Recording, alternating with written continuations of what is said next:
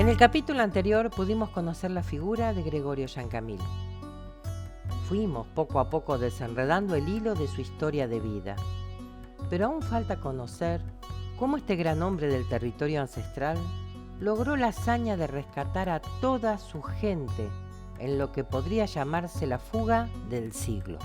Resistió 10 años disparando, teniendo fugas internacionales. Recordemos que Giancamil, después del hecho de Cochicó, de la batalla de Cochicó, pasa a Chile por Cobunco con un grupo de los que lo acompañan a buscar refuerzos. Reingresa a La Pampa, vive 2 o 3 años con pequeñas escaramuzas sobre la línea de Fortines, que La Pampa había quedado deshabitada. En el interín mientras se funda Victorica. Hasta que es apresado, lo mandan preso Martín García. El Martín García se fuga en una chalupa, en un bote junto con otros, a Carmelo, Uruguay. Entonces, por medio de Cancillería piden la extradición en todo un trámite burocrático y es devuelto a Martín García en su calidad de prisionero. Poco sabíamos que Giancamil no fue apresado en la batalla de Cochicó. Tampoco eran 300 lanceros, como cuenta el parte oficial, sino 17. Estos 17 estaban armados solo con lanzas boleadoras y cuchillos. Sus caballos estaban exhaustos y a pesar de todo no hubo vencedores ni vencidos. Giancamil salió airoso para ser apresado un año después, cuando primero capturaron a las familias de su comunidad y terminó entregándose para que no mataran a los rehenes. La batalla fue en el año 1882. En el 1823, 882, 883, recién lo toman prisionero a Giancamil. Él andaba cazando con 8 conas, 8 lanceros, que era lo único que le quedaba. Y cerquita de ahí, viniendo cerquita del cerro de Cochicó, se viene a Miauco. Y en una laguna fue a darle agua a los caballos, que estaba entre los médanos en la laguna. Entonces se baja el médano y había un ojo de agua y le va a dar agua a los caballos. Y por ahí mira, estaba rodeado de milico, arriba de los médanos. Entonces habla uno de ellos y le dice a Giancamil que se entregara, que no le quedaba otra que entregarse. Y Giancamil nunca, siempre se resistió. Le dijo que no, que lo vinieran a buscar.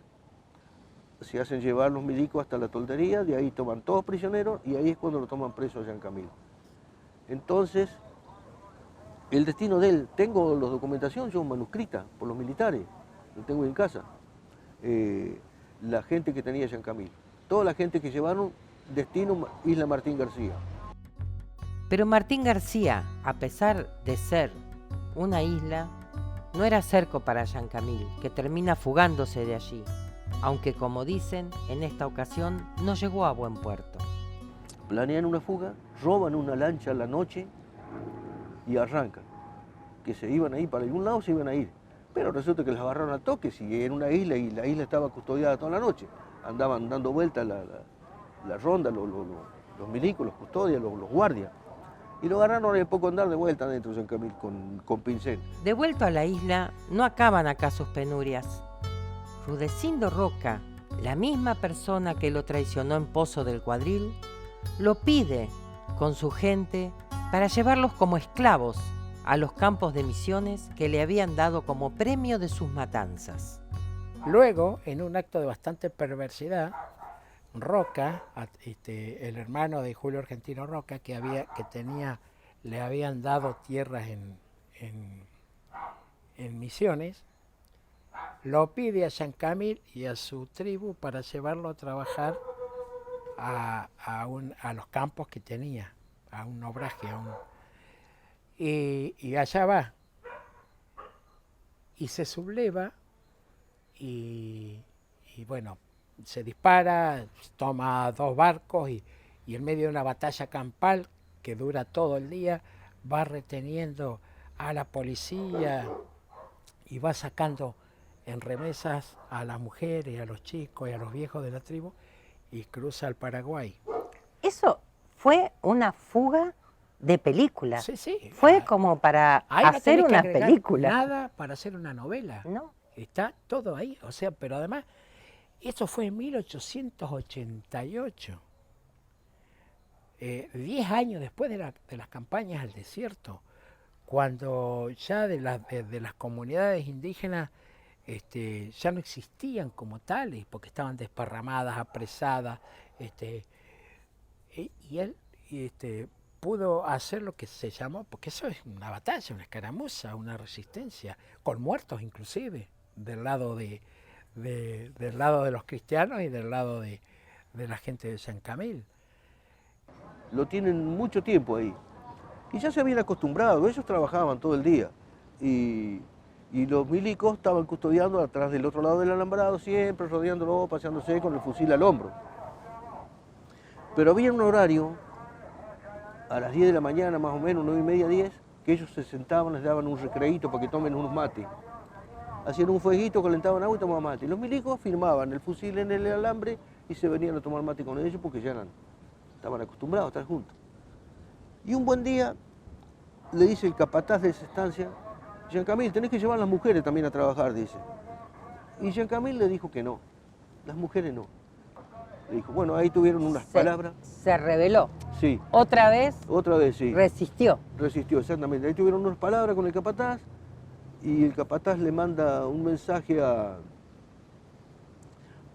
Rudecindo y Rudecindo le contesta diciéndole, no le molestes las mujeres, dejalos ellos solos, que vayan ellos sí, pero las mujeres no se las toque, que hagan el trabajo ahí de la estancia. Bueno, porque ellos no están acostumbrados a hacer trabajar la mujer. Dice, la mujer se mueve sola, la mujer si quiere trabajar, va a trabajar, si no, no. Dice, pero déjalo. Así que, bueno, Jean Camil se fue, pero ya se fue medio resentido. Y allá a la hora del mate, cuando se sentaron, dice, le dijo a todos los que estaban con él, nosotros, tal día, a tal hora, no tiene que fallar ninguno. Nos vamos a escapar de acá. Bueno, cuando toque la campana para ir a comer, o cuando los milicos vengan a tomar mate con nosotros, alguno de ustedes disimule, levántese, vaya al baño, vaya por ahí y manotee los fusiles de los milicos y los tomamos prisioneros. Y con esas armas nos llevamos prisioneros a ellos y vamos a tomar prisioneros los que quedaron en la estancia. Que algunos quedaban en la estancia, las mujeres también, haciendo otro laburo. Y así fue. Es como que Jean Camil con esa orden del capataz se dio cuenta que en realidad eran esclavos. Claro, eran esclavos, sí, si no cobraban, comían nomás. Por la Y comida poco. estaban ahí. Sí, olvídate, poco. Así que bueno, hicieron así, tal día tocó ese día que había anunciado Jean Camil, toca la campana y se arma el desbande. Tomaron a todos prisioneros, se cumplió la orden como la había dado Jean Camil, se cumple la orden, toman a todos prisioneros y Jean Camil se apodera de 3 buques que había ahí, de esos buquecitos a vapor, y había una lancha. Y una vez que cruzan el Paraguay, de allá Jean Camil, les da las armas, les devuelve las armas a todos los que traía ahí adentro, sin municiones, se queda con todas las municiones, con todo, y devuelve todo. Y él se quedó ahí, tuvo 2 años, exiliado ahí con los guayaquiles en Paraguay. Hasta que después, Y a los prisioneros los liberó. a los prisioneros que se volvieran ahí de donde eran ellos, de Santana, de la estancia esa. Lo que sí que les devolvió todas las armas, pero no les dio ni una munición, no les dio nada.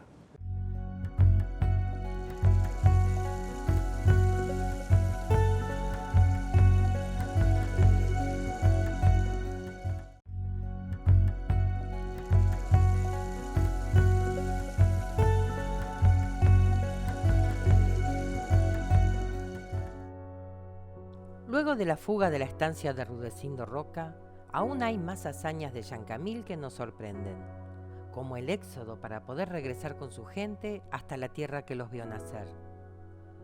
Semejante gesta, acompañado de 125 personas para poder retornar, aún no es dimensionado como corresponde en los relatos actuales.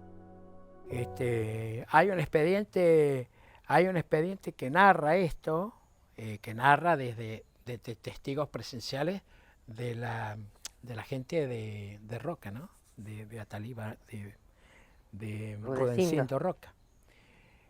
Y de ahí uno puede entresacar, más allá de las cuestiones tendenciosas, pero uno puede entresacar toda la épica y toda la ética de ese jefe indio que se debía a su pueblo.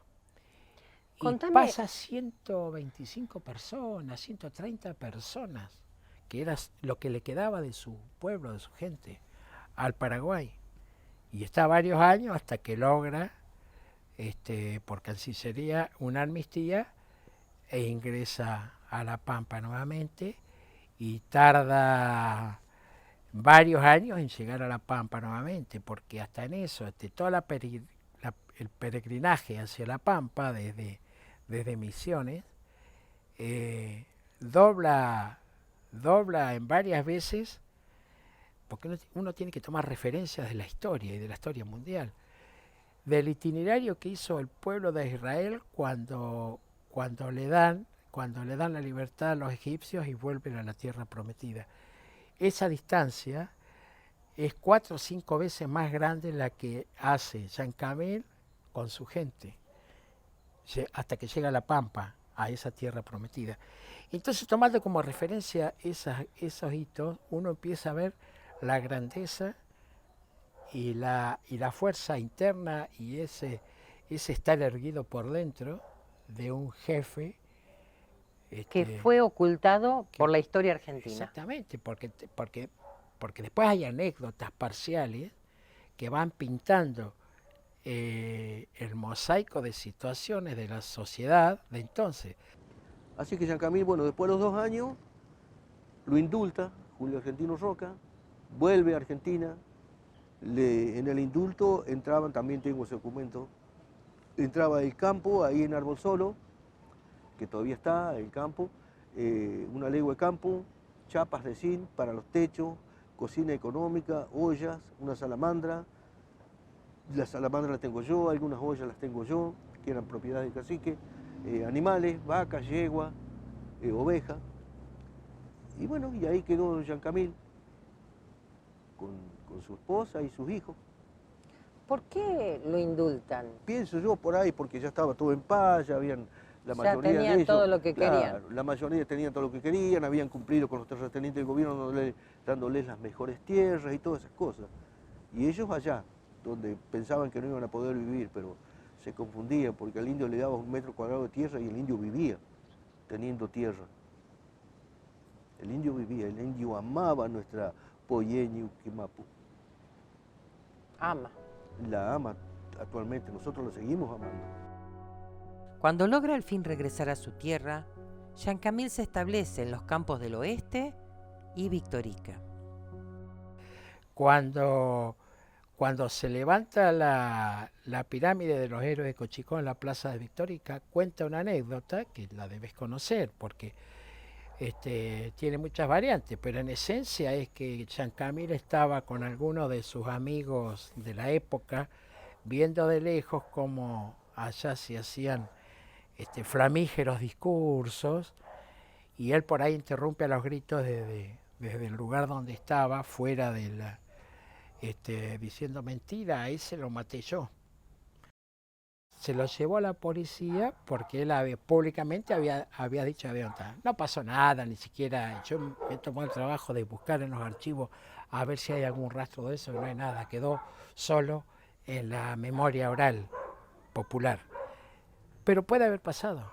Entonces, este era Jean Camil, y este era Jean Camil que murió pobre y viejo, y sin ser valorado y mensurado en toda su grandeza, ¿no?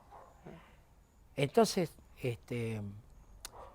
bueno, la historia siguió y felizmente desde La Pampa su propio pueblo lo reconoce y lo venera, pero también quienes no pertenecemos al pueblo ranquelino, pero sí somos pampeanos y entendemos ese encadenamiento, ese eslabón de que estamos nosotros usufructuando el mismo suelo patrio del pueblo ranquel, también vamos conociendo y vamos internando dentro de nuestros sentimientos a personas como Jean Camil.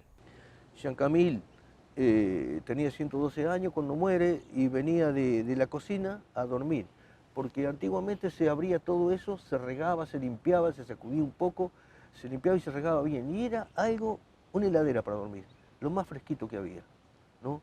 El rancho de barro, piso de tierra negra traída del Parque Los Pisaderos y techo de paja y jarilla. Eso era fresquito, era una heladera, porque yo he dormido ahí y el cacique venía y se acostaba fresquito. Pero esa vuelta había echado la esposa, Luisa Díaz, había regado y quedó el piso refaloso, como una tierra negra. Él levanta el pie para entrar a la pieza, pisa el barro y se refala. Y con la nuca pega en el umbral de la puerta, ese palo que está ahí, en el umbral de la puerta pega.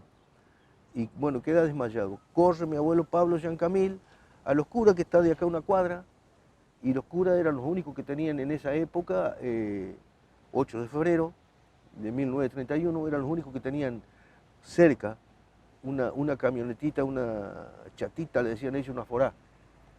Y bueno, la manejaba mi abuelo Pablo, vino con el cura Kenny. El cura Kenny era el cura director que había acá en la escuela de cura y le estaba enseñando a hablar castellano al cacique, era muy amigo del cacique. Vinieron urgente, lo llevaban mi abuelo Pablo manejaba, él subía atrás en la caja de la chatita esa, de la forá, y lo llevaba en los brazos a Giancamil, acostado en la caja de la camioneta, y muere Giancamil camino al hospital. Murió desnucado acá. Fíjate las ironías de la vida, después de haber pasado tantos entreveros, tantas luchas, tanta pelea con los milicos, viene y muere desnucado acá en la casa de él. Se cae un golpe a los 112 años. 112 años. El 8 de febrero de 1931, sí. Fue sepultado, velado y sepultado acá en el cementerio. Este es un lugar histórico, para mí también. Acá me crié yo, en este patio donde estamos acá, en estos ranchos. Lo que pasa es que está un poco reformado. Antes era un rancho de techo de paja y jarilla.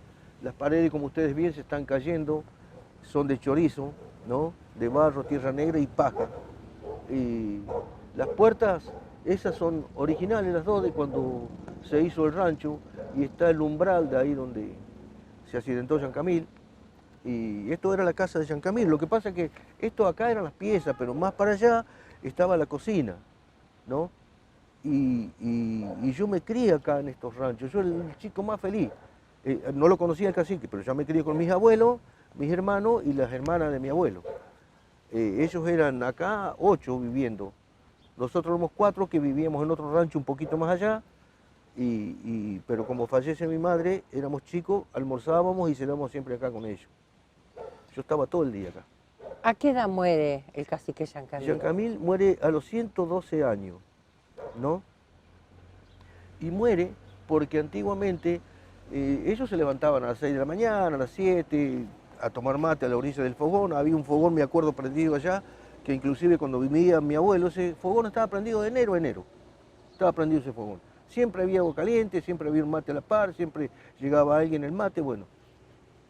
En una casa que ahora yo creo que la inacción de la sociedad dejó venir abajo. Y acá hago abstracción de cuestiones políticas o circunstanciales, de hacer una autocrítica de que como sociedad no podemos permitirnos estas cuestiones,